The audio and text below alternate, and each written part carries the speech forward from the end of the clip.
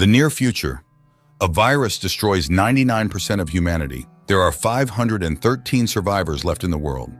They are all forced to live on a small island in the Baltic Sea as the rest of the earth is uninhabitable. A woman gives birth to a baby. The people around her congratulate the happy mother, but her father says goodbye to her. He leaves the house accompanied by family and close friends and goes to a high cliff. A television journalist films the event, narrating that, regardless of how tough times may be, new life arrives while the old departs. Hence today, the grandfather, following the laws established on the island, will sacrifice himself so his granddaughter may live. The elderly man bids farewell to the people and jumps off the cliff, at the same time as his daughter gives birth to a second child, thereby creating a problem for the island's inhabitants.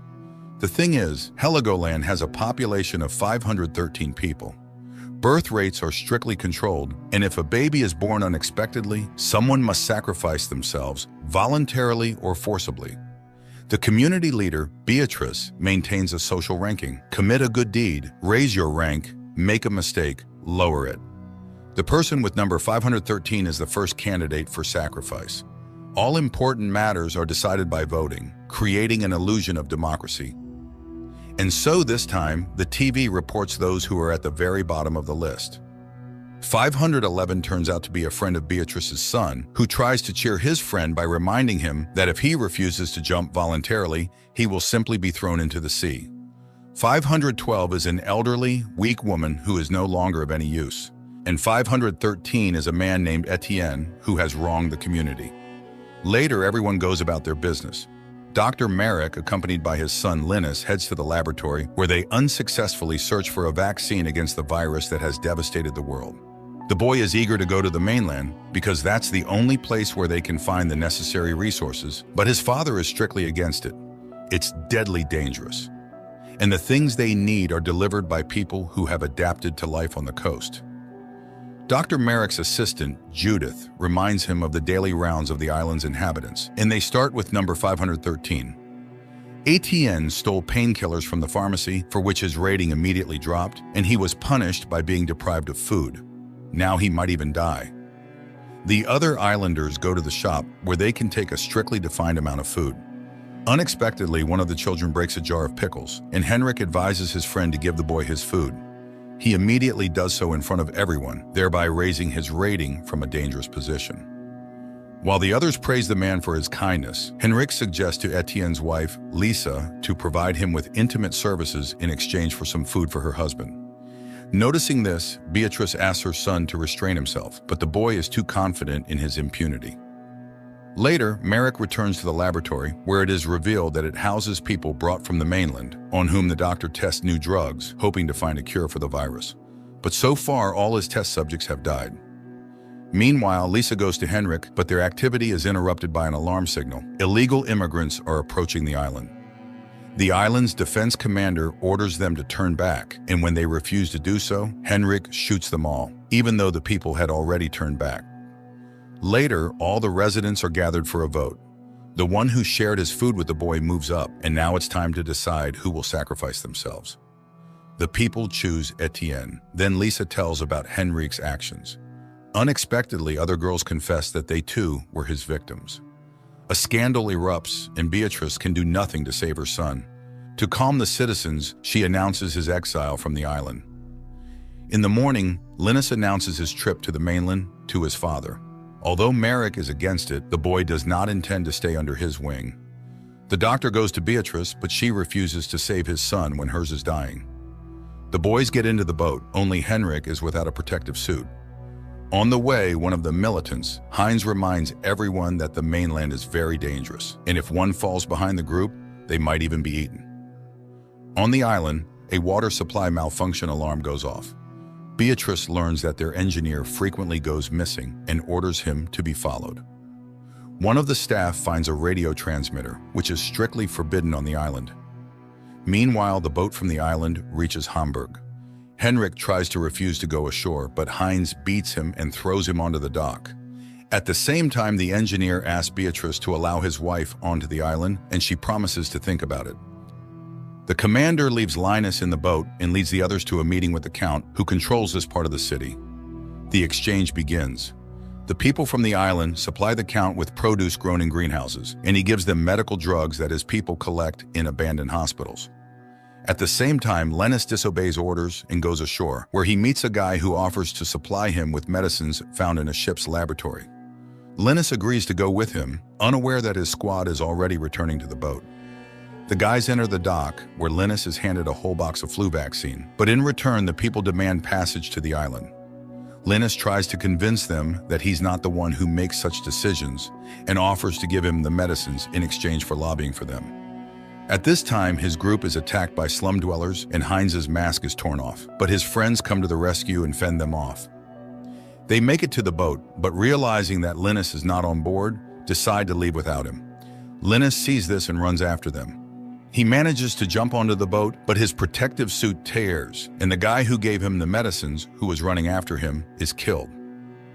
Upon returning to the island, both the injured are taken to quarantine, but Linus manages to hide the bottle obtained on the mainland. The Count's people find the dead boy and discover a vial of vaccine on him. On the island, Linus tells his father about what happened and hands over the vaccine. His father begins to examine his health, fearing infection.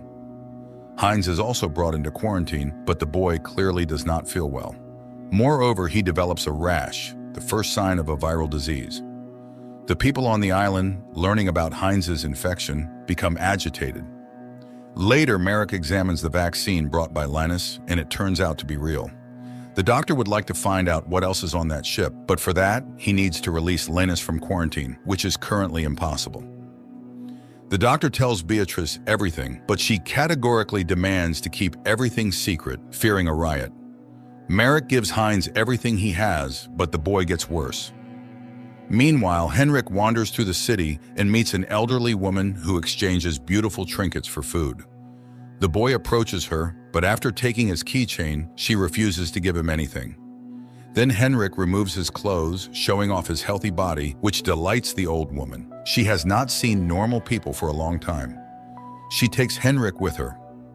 On the island, Beatrice unexpectedly offers Lisa to become her assistant, saying she is not at all angry about her actions in Henrik's exile. This becomes known, which raises the leader's rating as she supports justice. Merrick for the first time allows Judith into the quarantine rooms, where she sees two subjects brought from the mainland. The woman is horrified, as no one on the island knows about this, but she has to start working and takes blood for analysis from a young girl. The doctor explains what and how he does it, and Judy is again amazed at his heartlessness. On the mainland, the old woman takes Henrik to her dwelling located in an old theater, gives him a new suit, and makes him undergo alcohol disinfection. But she asks him not to play with fire like his previous friend.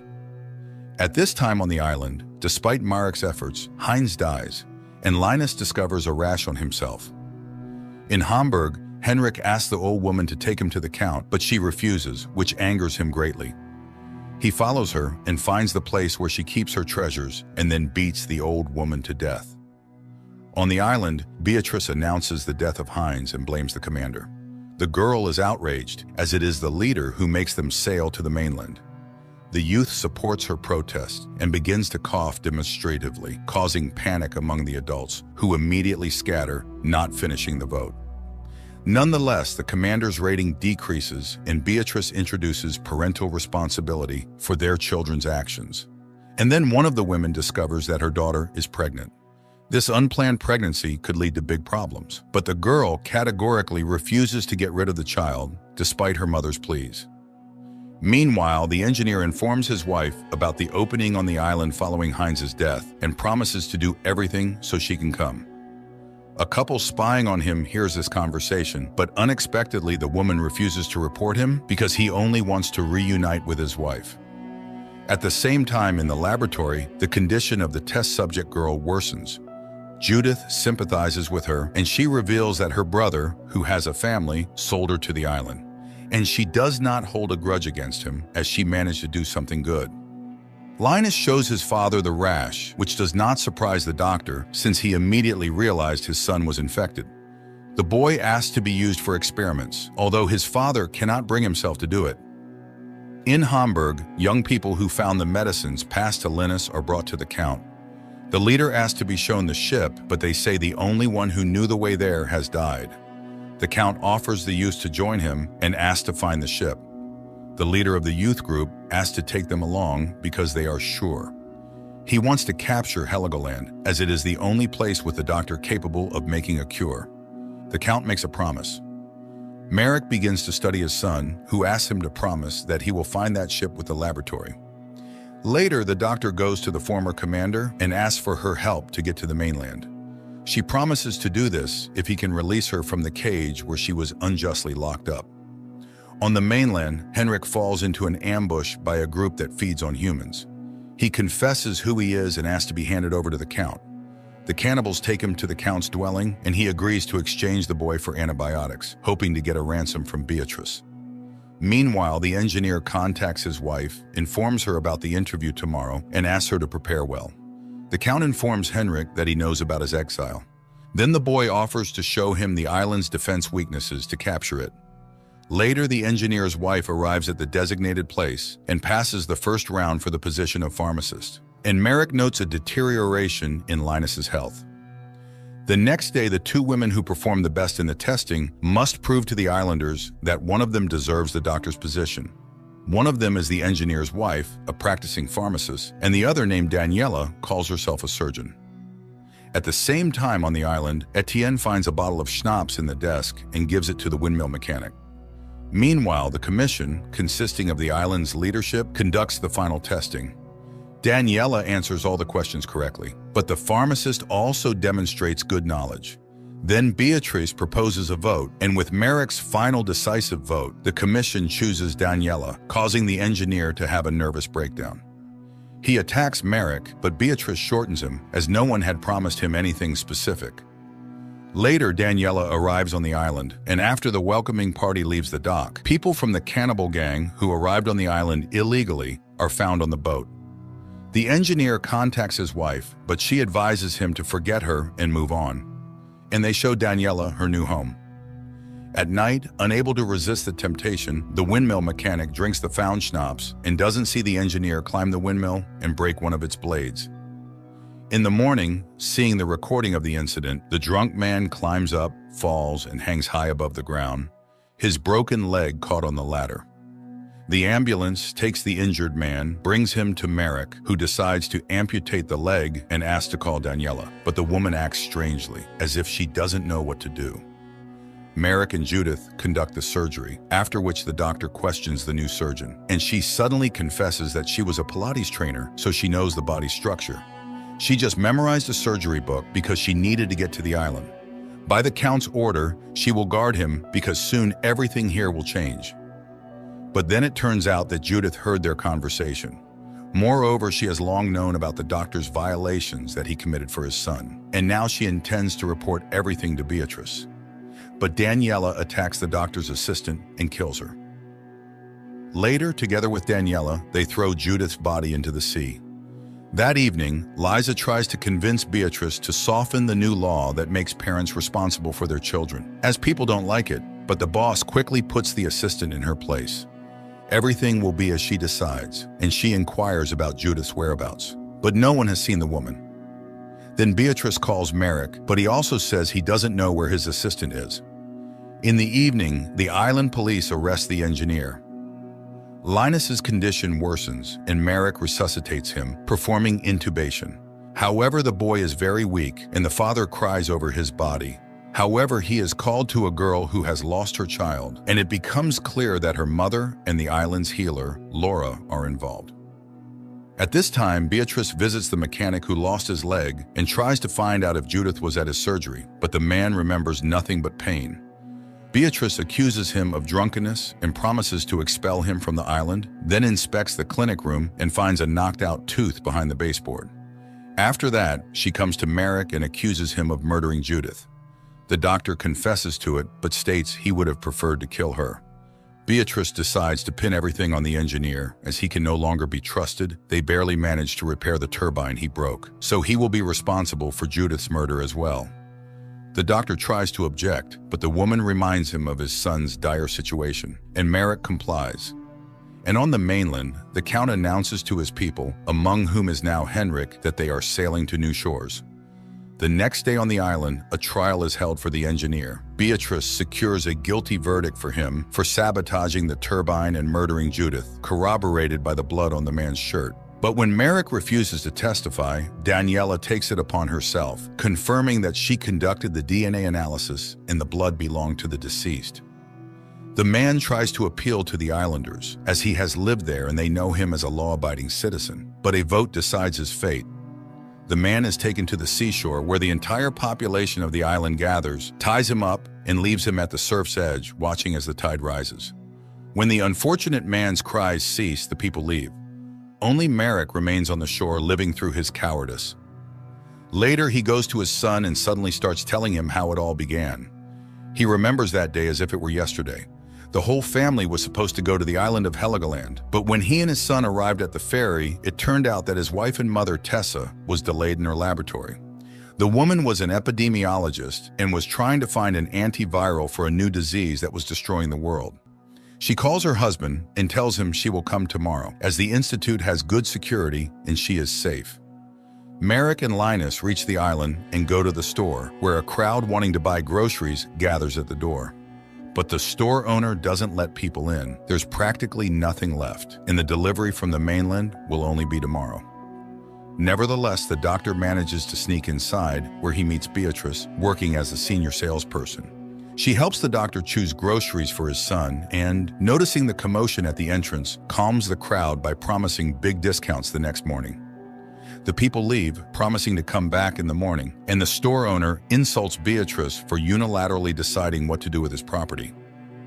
The man berates her, not noticing the silent approval of the store employees to the woman's actions. Later, Beatrice addresses her colleagues, reminding them that they will have to survive on their own, and no boss will help them, so they need to take matters into their own hands. Meanwhile, the community leader asks Merrick to help him check everyone on the island for their health. He intends to cut off communication with the mainland to save the people from infection and wants Merrick to take the place of the doctor who fled. The man contacts his wife, but Tessa can't come because she hasn't finished her analysis yet. In the morning, Merrick goes to Laura, who was then working as a doctor's assistant, and she shows him the new clinic. The next day, Beatrice tidies up the store, and the arriving director sees that the windows are taped up and the doors fortified. The woman explains that they need protection and they're not going to wait to be attacked over cans of food. The man loses his temper, but Beatrice skillfully diffuses the conflict. Soon, customers arrive, but they are not allowed inside. One of the salespeople meets them at the doorstep and offers to pass a list of the products they need, promising to gather everything and hand it over to them. People are outraged. One of the men tries to break inside, but Beatrice skillfully calms him down and declares that the salespeople are armed, and they will not tolerate any more disorder. Seeing silhouettes with weapons behind her, the crowd calms down and shops according to the new rules. The troublemaker leaves. In the evening, Beatrice looks out the window and sees men hiding in the darkness, but says nothing to the director, who is outraged by her behavior. However, the woman skillfully manipulates him, expressing sympathy that his children are somewhere on the mainland, and he leaves. But almost immediately, he is captured by armed men, led by the troublemaker from the day. They demand to be let inside, threatening to kill the director. Beatrice turns to the salespeople, outlining the situation. If they let them in, they lose everything but save the director. If they don't, the director faces trouble. The salespeople vote against opening the doors, and when Beatrice informs the robbers about this decision, the troublemaker pulls the trigger and the director dies. Using the shock of the novice robbers, she orders them to drop their weapons. They comply and run away. Beatrice arms the salespeople for real and orders them to find the troublemaker. And all this is witnessed by her underage son. The next day, Beatrice goes to the main island police officer and invites him to organize self-defense. He refuses, and then Beatrice shows him the bound troublemaker lying in her trunk. This is the disorder waiting for the island if they don't take power into their own hands. Later, Merrick comes to Beatrice as she has gathered medicines in the store because the pharmacy has been robbed several times, and she confidently promises him protection. Worried, the doctor turns to the community leader, concerned about Beatrice's overly militant behavior, and he gathers people for a meeting, but Beatrice mocks his intentions to manage without violence. She orders the director's killer to be brought in and tells about his crime. The woman skillfully manipulates opinion and heats the crowd to the point that men attack the killer and brutally beat him. The police take Beatrice's side. She asks for a vote for his execution, and people unanimously support her. The man is dragged to the surf, and as he drowns in the tide, Beatrice delivers a speech about how they need to build a new world to survive. They will become good later. Later, Merrick contacts his wife and asks her to come as an angry crowd breaks into her institute. He tells her about what happened on the island, while people, convinced of the doctor's guilt, kill everyone and enter her office. Merrick watches in horror as the crowd kills his wife, powerless to help. In the evening of the same day, Beatrice comes to Laura and offers to rid the island of troublemakers to make it governable. And seeing a promotional calendar on the wall with the number 513, she names this number as optimal for the island's population. When the woman is horrified, Beatrice hands her insulin, promising to supply her with it regularly, as otherwise she would not survive. The next day, the coast washes up numerous bodies, apparently thrown overboard from some ship. Laura and Beatrice take their infected blood and start injecting the undesirables with infectious shots, passing them off as vaccines. Some die immediately, and rumors of infection spread across the island. The women ask Merrick to help in testing the islanders, and although he is grieving his wife's death, he joins them. Later, Laura and Beatrice announce the surnames of the infected. Merrick notices that these are the ones who did not want to submit to the new leader, but she reminds him that only 513 people can live on the island, and she urges the man to do his duty and find a vaccine. One night, all the supposedly infected are herded onto a ferry and sent into the unknown. Watching the departing ship, Beatrice reminds Merrick and Laura that the events of this day are dedicated to their salvation. Merrick swears he will find a vaccine and cure everyone, and Beatrice will answer for everything.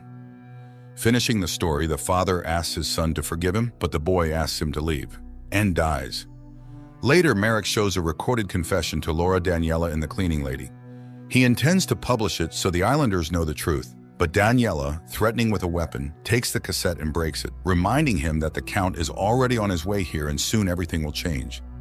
She asks Merrick to create a vaccine and then suddenly confesses that she is pregnant and would never bring a child to a place where people eat each other. Meanwhile, on the mainland, the Count and Henrik watch as young people bring them a ship with a modern laboratory and loads of medical drugs on board. Now Merrick will have everything he needs. At the same time, Beatrice enjoys swimming in the pool, unaware that this ship is already sailing to the island. And a local priest becomes the victim of cannibals who have illegally arrived on the island. The picture does not shine with interesting inventions. A world stricken by a virus does not differ much from our own, but the speed at which a transformation occurs in the human mind, after which the usual norms of morality are easily forgotten or successfully ignored, is striking. The herd instinct quickly gains mundane functionality, forcing people to simply survive, which seems rather questionable.